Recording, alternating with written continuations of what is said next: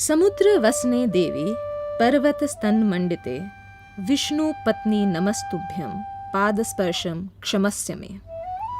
O ocean, draped, adorned with mountains, green, beautiful Mother Earth, forgive me for stepping on you.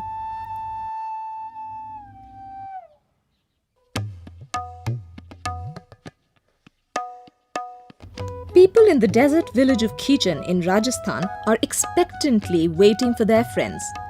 It must be cold in Mongolia and the time for the demoiselle cranes to undertake their annual expedition. The 7,000-odd residents of Khichen in Rajasthan's Phalodi district take it upon themselves to feed over 3,000 kilograms of grain each day to satiate the massive appetite of the hordes of visiting cranes, escaping the winter wrath of their home environments, flying across the Himalaya to visit them for the winter months. The cranes often risk their lives by flying as high as 26,000 feet in altitude to reach the balmy winter climes of western India. In the 1970s, some 100 cranes used to visit the village. This number has now gone up to over 20,000 cranes, and the villagers consider themselves blessed to have these regal visitors come to them each year. In turn, the villagers have begun to host bird watchers, animal lovers, tourists and conservationists from around the world, making Khichen a major birding hotspot in Asia and earning income for some of the homes in the village which have been converted into birding homestays. The Jain villagers in this Thar Desert village town adore the cranes as much for their apparent vegetarian eating habits as for their practice of monogamy. There is a quiet understanding and appreciation between the local people and the visiting cranes that seem to revel in the Indian belief of Atithi Devo Bhava. Sanskrit for the guest is equivalent to God. This saying is taken from an ancient Hindu scripture which became part of the code of conduct for Hindu society. The International Crane Foundation also supports the village's work now, and the village attained international recognition when it was highlighted in Birding World magazine. This girl heading to school with the backdrop of the cranes is a telling image of the happy balance that has been attained between the people and these visiting harbingers of happiness. Rajasthan is fast becoming a crane paradise.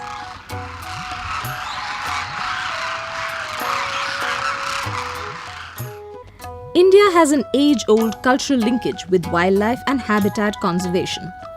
And while the new India has been coming to terms with population, water, land and other resource pressures, we are slowly turning back to our cultural roots.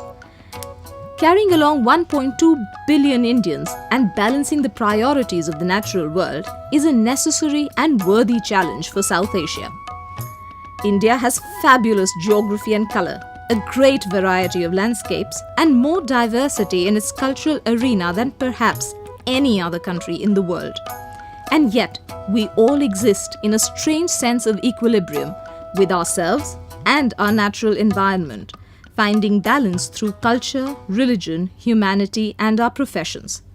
While our cities may not readily demonstrate this sense of balance, India really is a rural country, and numerous examples across the subcontinent readily illustrate the cultural mindsets that are helping bringing about the involvement of rural Indian communities in the conservation process, not as much through rules but by going back to our roots.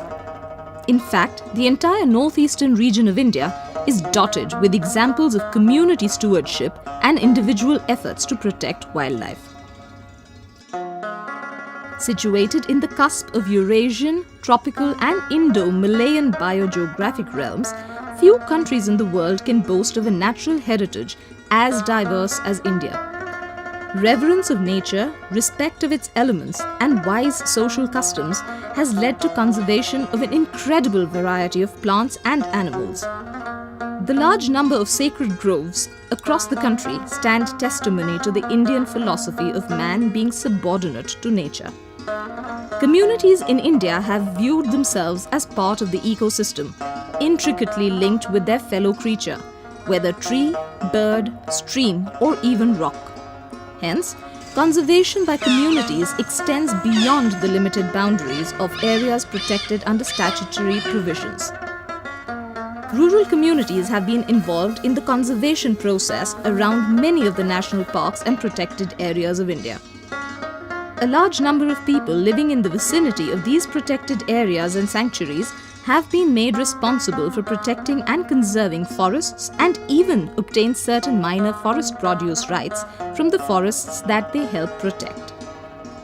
While tiger, elephant, rhino and other big game hunting was a popular sport in the late 19th and the first half of the 20th century, for Britishers and the kings and heads of princely states, with independence, a sense of responsibility and a need for national stewardship of our wildlife resources began to shape up.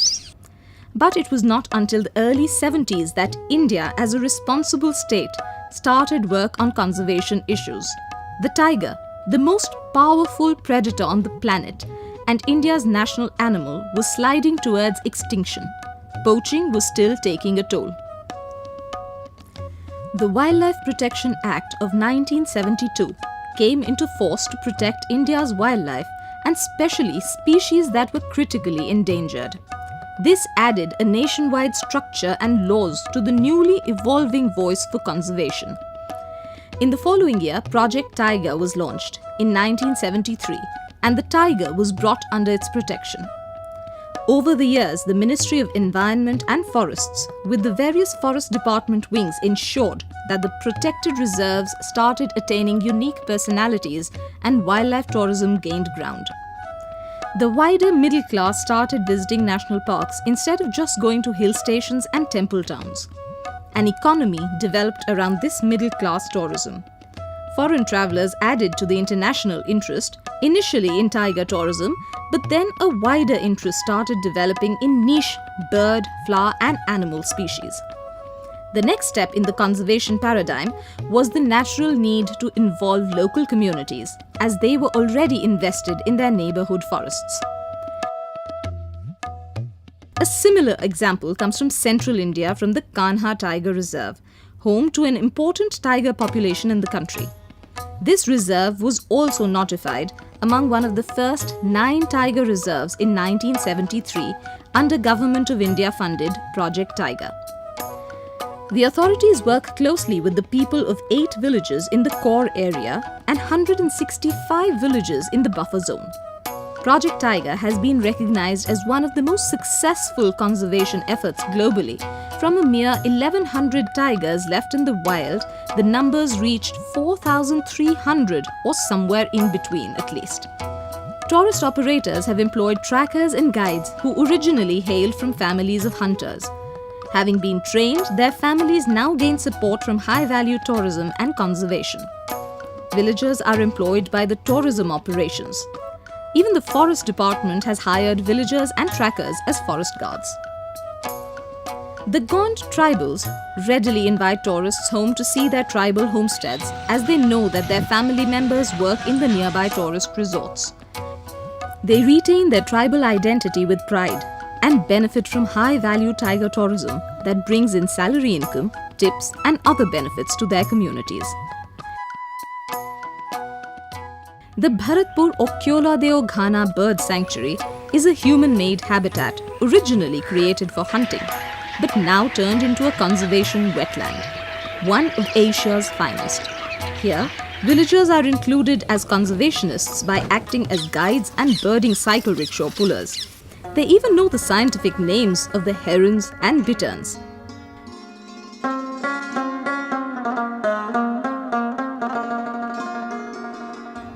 One more shining example of voluntary community stewardship comes from the northwestern states of Punjab and Rajasthan, where the Bishnois practice a religion of 29 tenets propagated by their guru Jambaji. 2 of the tenets specify ban on felling of any green tree and killing any animal or bird. The Bishnois therefore do not permit hunting.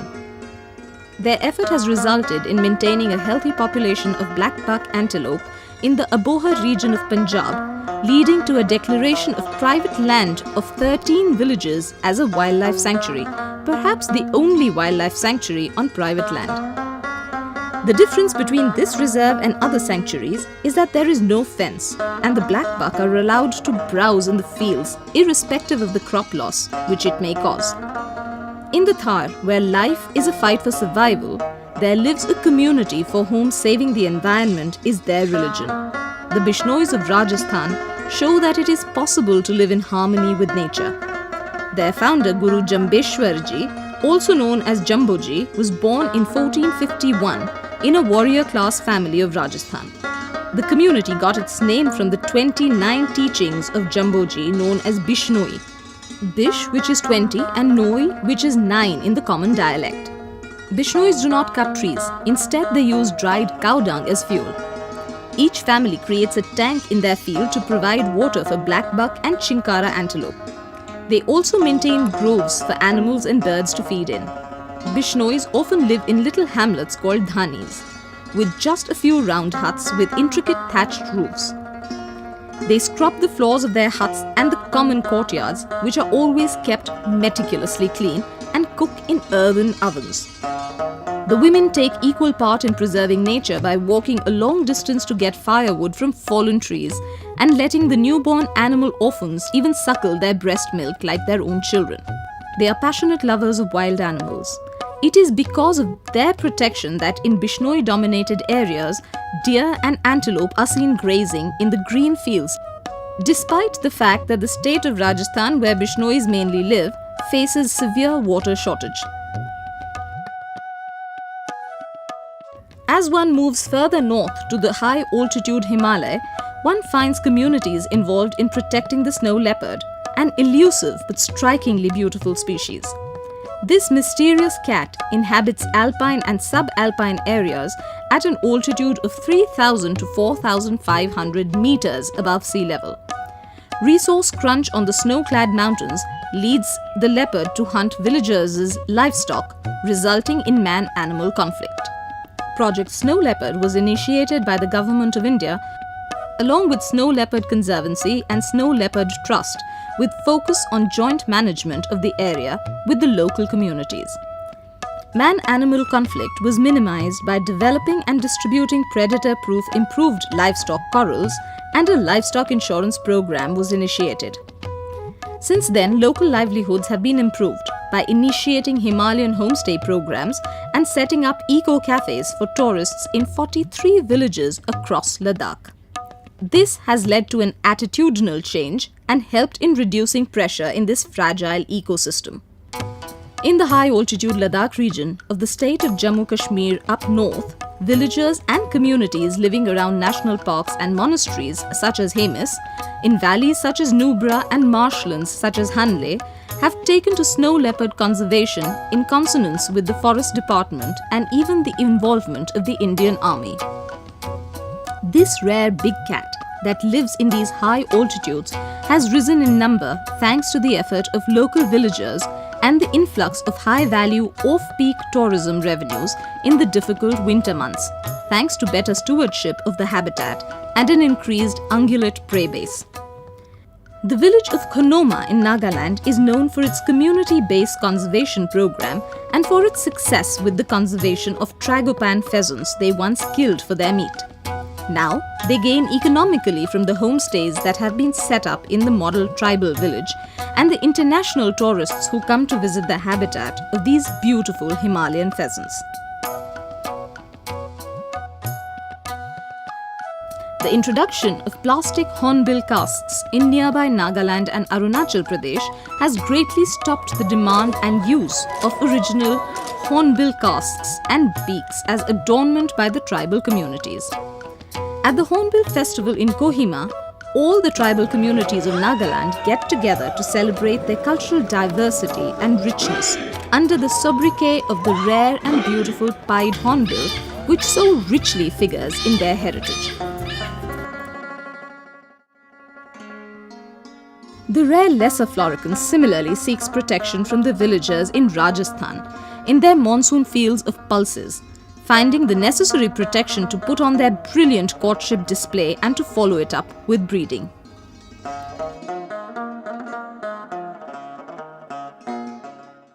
Madras Crocodile Bank, successful private initiative to breed crocodilians, the Croc Bank of Chennai, has successfully bred thousands of crocodilians for captive purposes and wild release alike, in a unique private-public partnership that has trained local Irula tribals and others from across Tamil Nadu to get involved in conservation and captive breeding projects.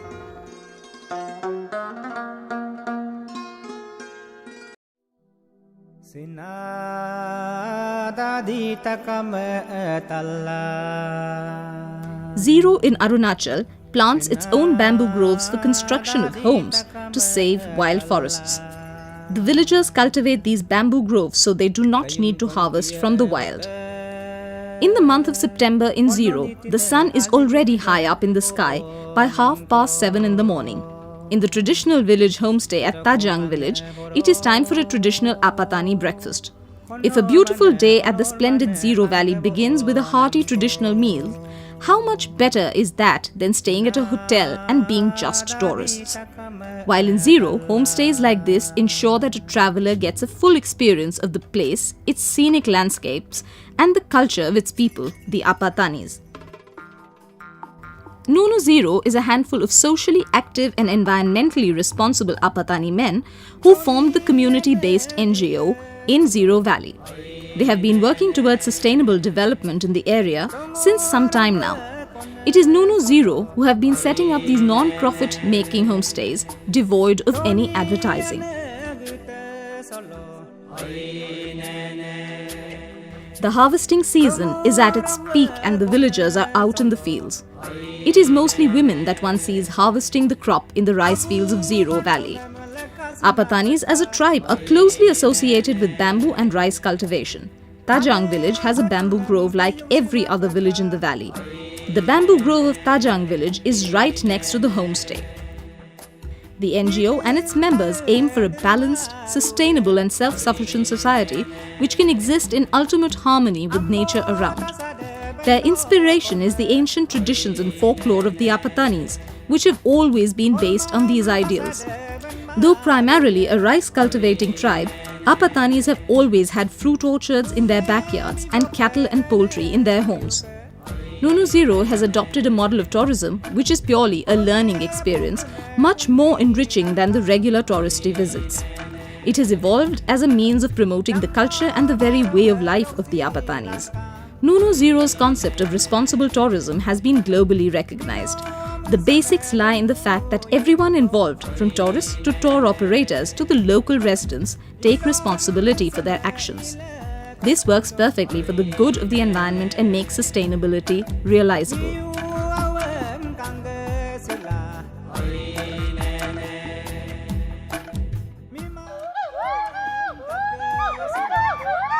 Conservation of the eastern Hulok gibbon by the villagers in Arunachal.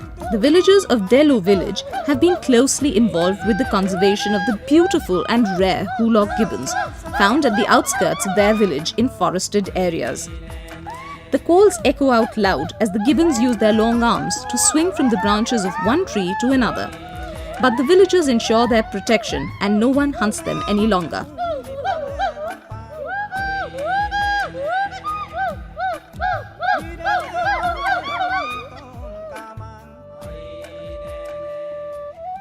Known for its small size, the pygmy hog is the smallest species of wild pig in the world. Scientifically known as Porcula salvania and Nol Gahuri or Takuri Bora in Assamese, it is found only in the grasslands of the Manas Tiger Reserve of Assam in India. With the extinction of tall wet grasslands in the region, the pygmy hog is currently restricted to a single viable population in the wild in Manas Tiger Reserve and a couple of reintroduced populations in Sonai Rupai Wildlife Sanctuary and Orang National Park, all in northwestern Assam. The pygmy hog is also mentioned in the red list category of the IUCN and is categorized as critically endangered, putting it among the most threatened of all mammals. Although accurate numbers are not known, it is estimated that there may be only a few hundred, probably less than 300 pygmy hogs left in the world. It is impossible to see pygmy hogs in their wild natural habitat as they are very shy animals. They are well adapted to move fast through tall, dense grasses with their streamlined bodies. Pygmy hogs are very sensitive animals and their survival is closely linked to the existence of tall, wet grasslands of the region, which besides being a highly threatened habitat itself, is also crucial for the survival of a number of other endangered species. With the aim to saving the species and its habitat, the Pygmy Hog Conservation Program or PHCP, a broad-based research and conservation program, is a collaborative project that has been trying to conserve pygmy hogs and other such endangered species of the tall grasslands of the region through field research, captive breeding and reintroduction after adequate restoration of degraded former habitats. One of the main activities of PHCP is conservation breeding of pygmy hogs. PHCP maintains a captive population of about 50 hogs and has reintroduced 60 hogs over 5 years in Sonai Rupai Wildlife Sanctuary and Orang National Park. Before release in the wild, these hogs are taught to survive independently at a pre-release facility in Potasali, Nameri Tiger Reserve, which allows them to live in a semi-wild condition away from human interference. By introducing captive bred stock in the wild, the locals who have been trained by the facility are doing valuable work in augmenting the wild population while supporting themselves and their communities through this conservation initiative. Efficient management of natural resources and protection of species requires that governance be decentralized to the lowest possible level. Some of the challenges that communities face today are unplanned development competing for land use, eroding traditional values and disintegrating knowledge systems. Support to communities can go a long way in making conservation efforts sustainable and opening up possibilities for making wildlife management efficient and responsive to ecology and livelihoods. The stories run thick and fast. India is waking up to the need to conserve its natural resources. Social media is fueling the appreciation of good work being done. Rural India is the real star of this new paradigm of people's involvement in wildlife conservation. Evolution is a cardinal principle in ecology, but as we adopt a landscape approach and value ecosystem services, the lines of William Blake become all the more relevant.